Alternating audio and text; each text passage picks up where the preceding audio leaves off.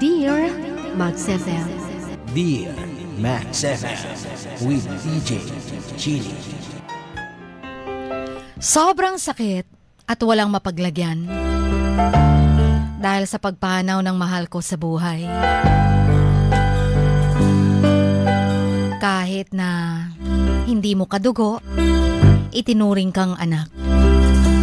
Kung sino pa yung mabait, mapagbigay, yun pa ang nawala. Kaya hanggang ngayon, hindi ko pa rin tanggap ang pagkawala ng biyanan kong lalaki. Dear Max FM.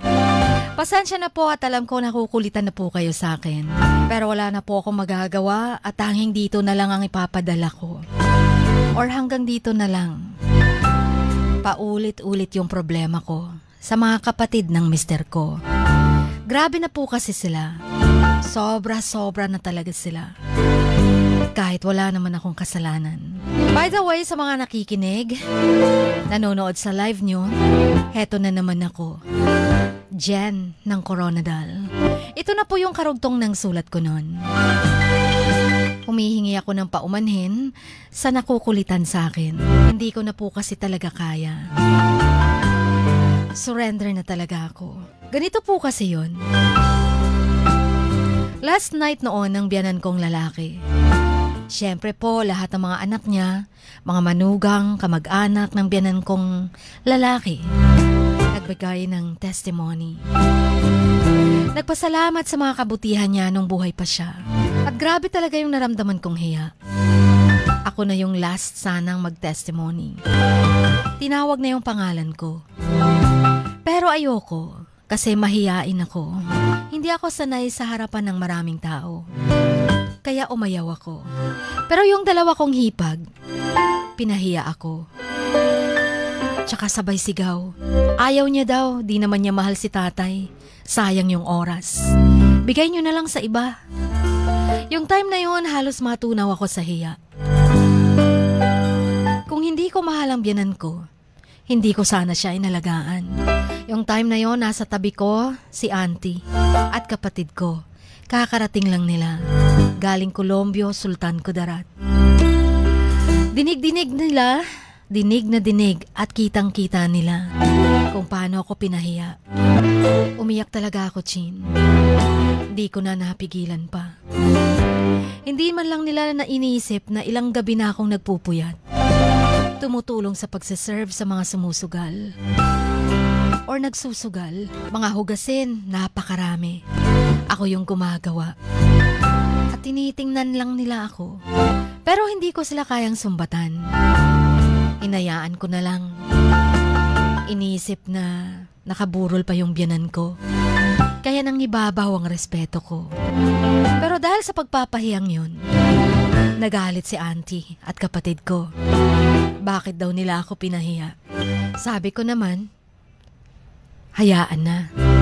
Sige lang. Hayaan na lang natin sila. Pero ang mas masakit pa, hindi man lang nila pinansin ang auntie ko. Dinadaan-daanan lang nila. Kaya sabi ko, sige lang, baka busy lang talaga sila. Hanggang sa umuwi ng auntie at kapatid ko. Nito lang nakaraang February 7. Dito na kami ng mister ko sa bukid. Para malinis na yung pagtaniman namin ng mais. Pero biglang may nangyari. Yung hipag ko na bagong panganak at hindi ko makasundo. Na-hospital sila ng baby niya. Tumaas ang dugo niya at kulang sa timbang naman yung baby. 8 months pa lang kasi nanganak na siya. Dahil sa stress niya, sa pagkawala ng tatay nila. Tapos ako naman masama ang pakiramdam ko. Tumaas din ang dugo ko. Nahihilo. Sumusuka. Pero hindi naman ako buntis. Pero pinilit nila akong magbantay doon sa hospital. Kaya yun na, bumaba kami ng bukid. Naabutan ko pa yung ambulansya. Sabi nila, ikaw na magbantay. Sabi ko naman sasama lang ako para mag-fill out ng form. Hindi ako magbabantay dahil masama ang pakiramdam ko. Pero hindi talaga nila ako naintindihan, Chin. Kung ano-ano na lang sinasabi nilang masasakit. Nagkagulo sila. Nag-away-away sila. Galit yung mister ko, na kapatid naman nila. Sinabihan niya silang puro kayo plastic, mga walang puso. Di man lang kayo nahiya. Kahit masama ang pakiramdam niya, tinutulungan pa rin niya kayo. Kahit anong inuutos niyo, sinusunod niya. Ngayon lang naman kasi hindi niya talaga kaya. Pero di talaga sila tumigil. Patuloy pa rin sila sa mga masasakit na salita. Takot daw ang mister kong umalis ako, baka iwan ko daw siya. Yun ang sabi nila. Wala na daw babaeng makikita ang mister ko, ako lang daw. Grabe, ang sakit talaga nun. Ngayon nandito pa rin kami sa bukid. Ayokong umuwi sa bahay. Lagi nila kaming pinapakialaman. Parang sila yung magdedesisyon sa amin. Bawat kilos ko, mali. Wala na akong pwede bang gawing maganda. Wala naman akong kasalanan. Pinakikisamahan ko naman sila. Kung ano yung utos nila, sinusunod ko naman. Yung time lang naman na yon na di magandang pakiramdam ko, kaya nakiusap kami ng mister ko. Pero sadyang di talaga nila kami maintindihan. Sawang-sawa na ako. Ayoko na. Pagod na ako. Kaya ngayon wala na akong kakampi. Tanging si mister ko na lang. Kahit hirap sa tubig dito sa bukid, laging nauubusan pa ng gasolina ang motor namin. Pabalik-balik sa paghahakot ng tubig. Pero okay lang para makaiwas sa kanila. At kahit dito kami sa bukid, ganun pa rin ang pinagchichismisan pa rin nila ako. Hindi ko na alam anong gagawin ko. Ano bang dapat kong gawin? Pagod na ako sa kakaintindi sa kanila. Pinakikitaan ko sila ng maganda, pero ganun pa rin. Kaya naman naisipan kong umuwi na lang muna sa amin. Yun nga lang, paano si mister ko? Maiiwan ko. Pero naguguluhan na ako, kaya surrender na ako. Oo, mahal ko naman ang mister ko. Pero paano naman ako? Sobra nang nasasaktan. Ayaw naman ni mama ko, naiwan ko din ang mister ko. Kawawa naman daw. Pero ako ang mas kawawa, Chin. Kung magtatagal pa ako dito, sigurado akong mababaliw na ako. Ano bang dapat kong gawin? Dahil pagod na ako. Ayoko na.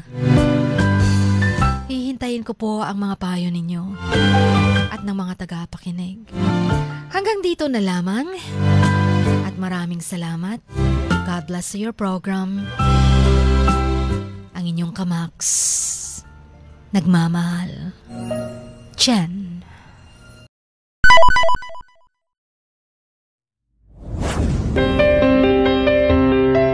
Sing like no one is listening. Love like you've never been hurt. Dance like nobody is watching. And live like it is heaven on earth. Dear Max FM.